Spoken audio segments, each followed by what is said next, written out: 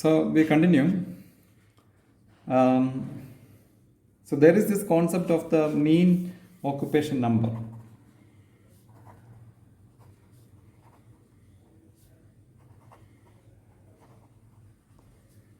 So mean occupation number means what? It's very simple. Every energy level will have different number of particles depending at a particular instant of time.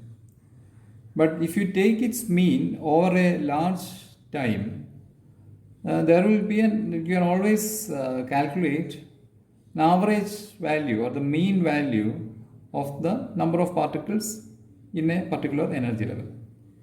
The general expression for that mean occupation number in terms of the Q potential can be written as minus 1 by beta dou Q by dou E. So this is the general expression. So we will start with this expression.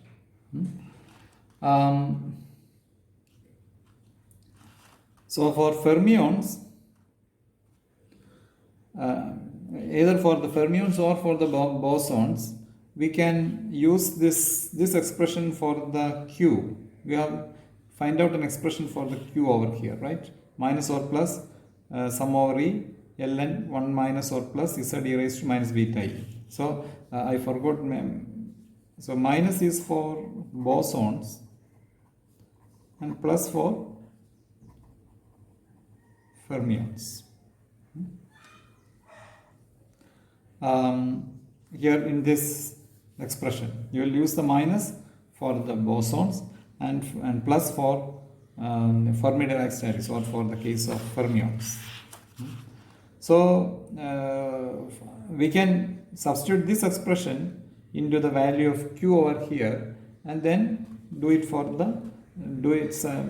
evaluate the mean occupation number in the case of Bose-Einstein and the Fermi-Dirac. So if you evaluate that way, for the Fermi-Dirac case, I will get mean occupation number Ne is equal to 1 by e raised to E minus mu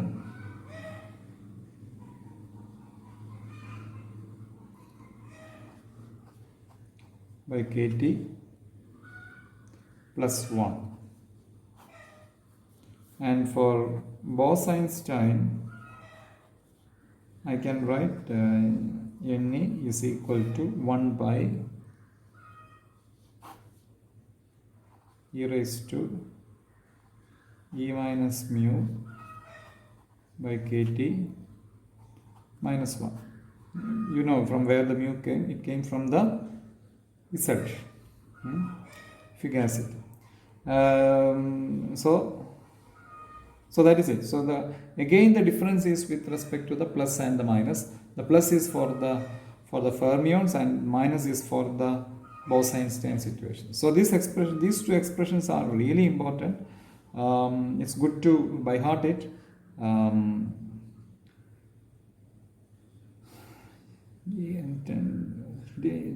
One can always think of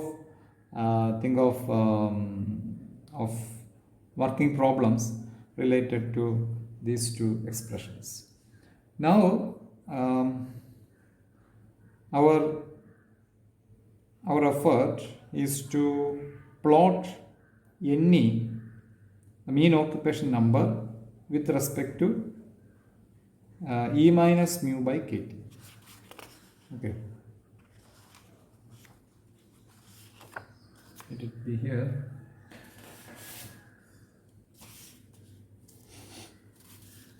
So we will see how does the mean occupation number, which means that how does the number of particles in an energy level vary with respect to E minus mu by kT. So basically it's an energy, right? It's an energy term. With respect to that point, how does it vary?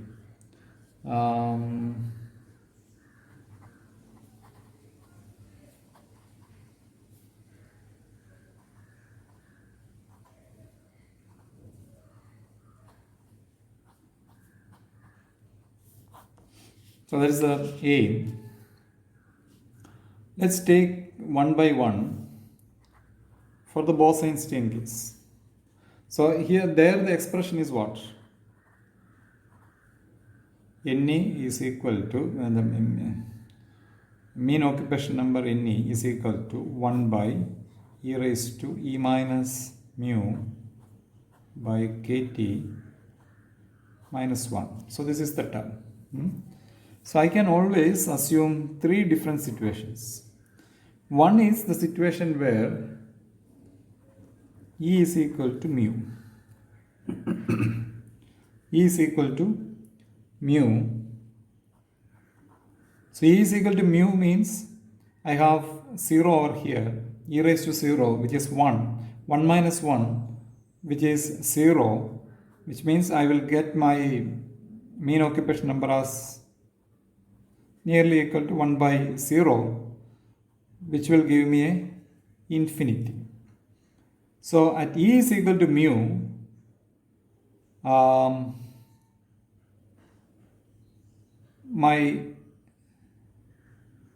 the value of the partition of the mean occupation number has to be close to infinity. Okay. Second situation is when E is greater than mu. So what does that give? E is greater than mu. If you look into the term in the denominator, you will have e raised to e minus mu by kt. So which will behave as something like an e raised to x, a positive x, right? Positive x. So 1 by e raised to x minus 1. So that is the way in which this regime has to vary. If you plot a graph where allow the x to vary over here, and I plot 1 by e raised to x minus 1 in the y-axis,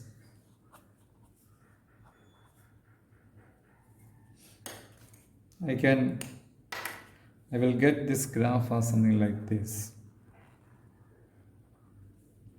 In the positive coordinates quadrant, I will get something like this, and in the negative quadrant, I will get something like this.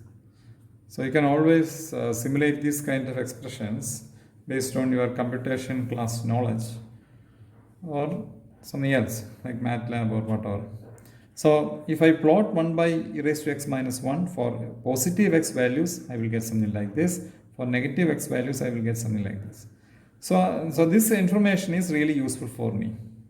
Okay, so I will always consider this quadrant term when finally I will be plotting, making that plot. So the third case is when E less than mu. E less than mu. E less than mu means here in the exponential term, E minus mu will be a negative quantity, right? Which is not possible. Why? Because we have put the earlier itself, we have put the limitation over here. This limitation in the Bose-Einstein case, z e raised to minus beta e has to be lesser than 1. That is, it is on that basis that we have found out this expression for theta over there. So for Bose-Einstein case, one of the conditions is that z e raised to minus beta e has always to be lesser than 1. So if e is less than 0, that condition will not be obeyed. You can cross check it. You can substitute for e raised to mu by kt for z and then cross check it. So e less than mu is a non-existent possibility.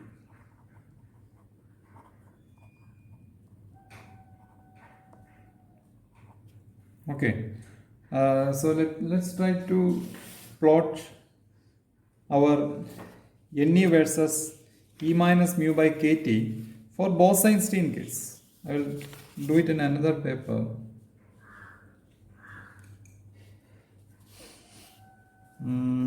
First of all, let's put the axes in place.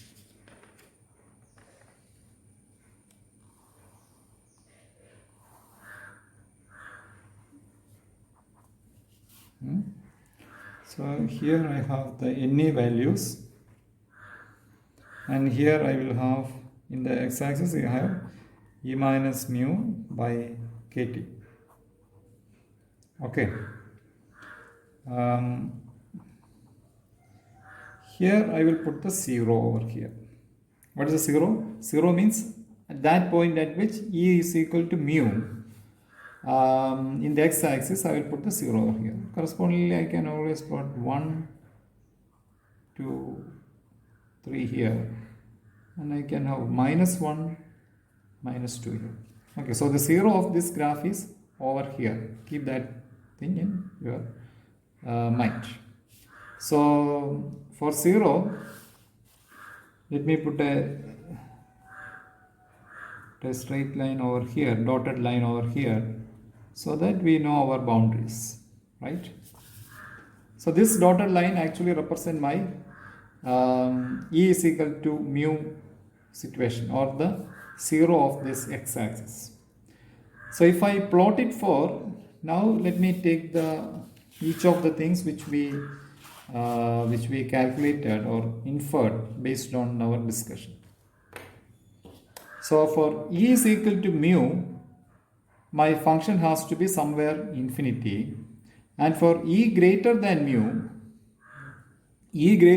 means in this graph, in the x-axis, it has to give my positive values, which means 1, 2, 3, not the minus 1, minus 2. The minus 1, minus 2 will correspond to E less than mu, which is a non-existent possibility in the case of Bose-Einstein, and therefore my plot in the case of Bose-Einstein will be existing only in this area. No, there will not be anything to this area because it's the non-existent possibility. So there will be only to this graph, and close to 0, my function tends to infinity, and otherwise it will be it behaves like this, 1 by e raised to x minus 1 graph, like this one. So combining all those things, I can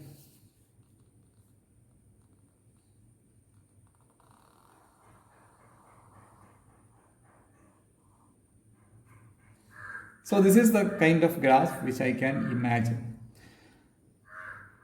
So that towards 0, my graph is tending to an infinity term. Okay.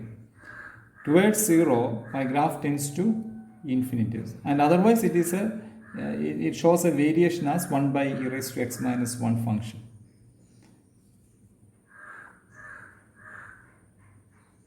Okay. So let me bring one of the things into your attention over here. Here, what is that? Here, this is projecting a situation where the mean occupation number at some value of this x-axis is infinity. Which means what? Which means that at some value of energy, my level, the energy levels are going to be have huge occupancy, where all the particles or many particles get confined to that level. So that kind of this curve now here itself is predicting some kind of a situation which later we will identify it as Bose-Einstein condensation.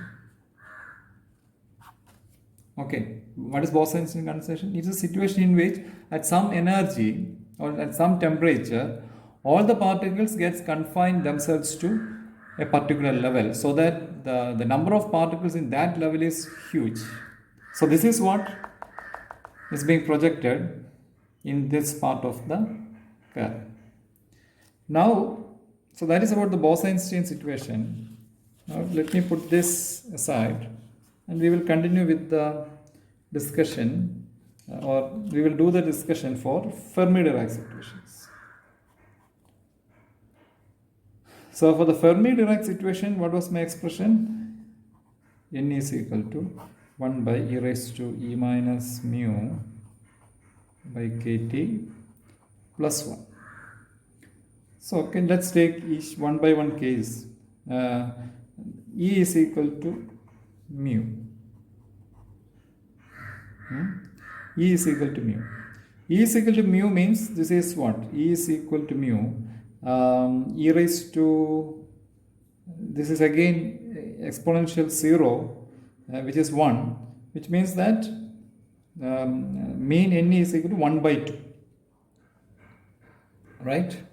1 by 2. Now, what is the second case? E greater than.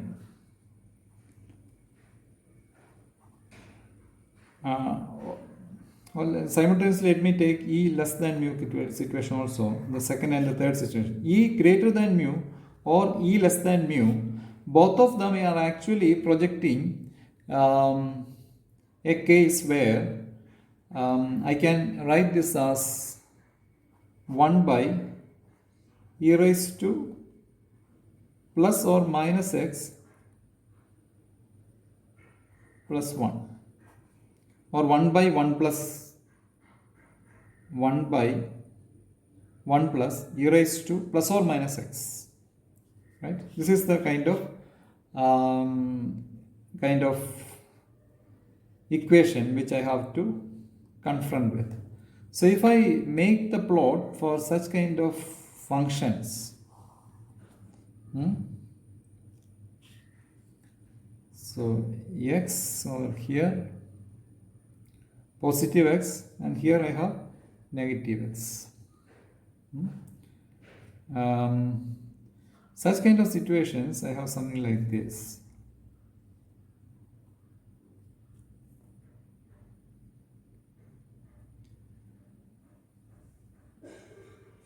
For x is equal to 0, this function will be 1 by 2, which is 0.5. So I put a cross mark over here, which is 0.5. Y 0.5. Y is equal to 0.5. So if I make a plot of that function, I will get something like this. Sorry, I have to put red line, right?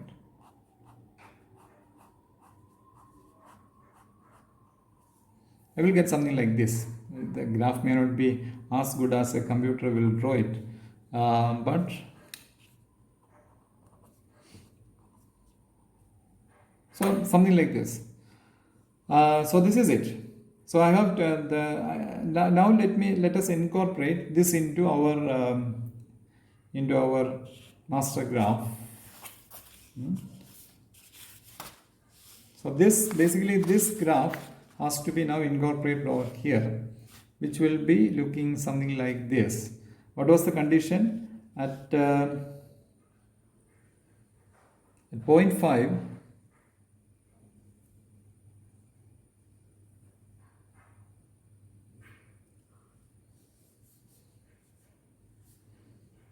let's put this value as 0.5, right? At 0.5, my term has to be at 0. My function has to pass through 0.5. So that's one thing I know. And if I plot that something like that,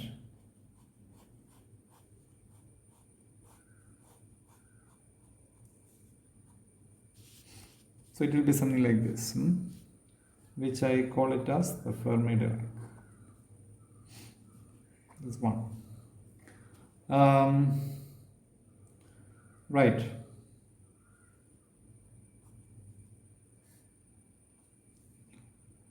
So I have combined the Bose-Einstein case and the Fermi-Dirac case in our curve. And now let's do it for the Maxwell-Boltzmann, right? So the Maxwell-Boltzmann case,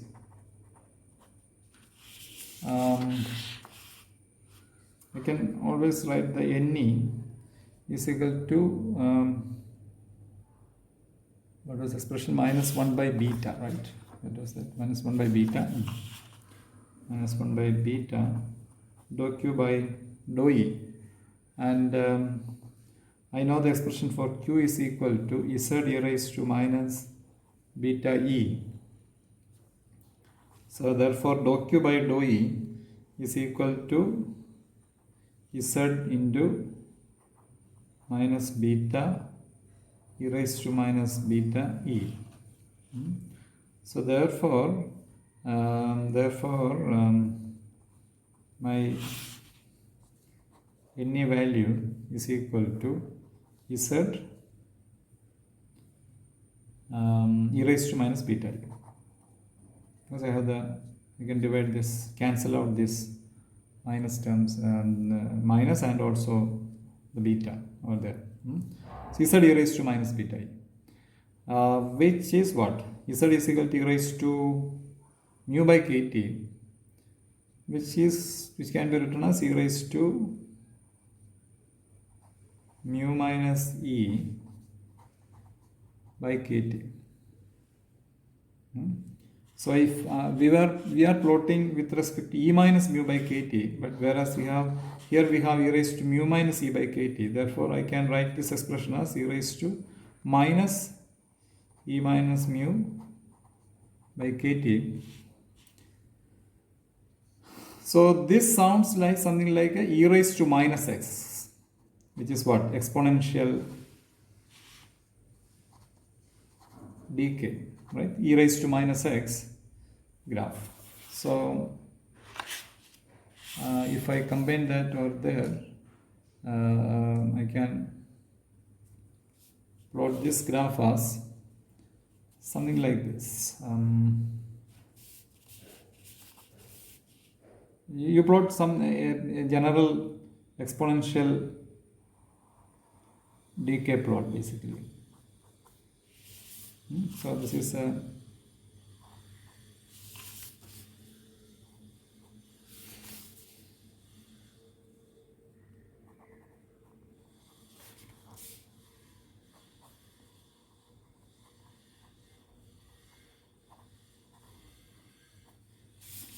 so this is it. So now we have combined on all the three different statistics into the same graph: Bose-Einstein, Fermi-Dirac, and Maxwell-Boltzmann into the plot of or the plot representing the variation of the mean occupation number with respect to E minus mu by kt.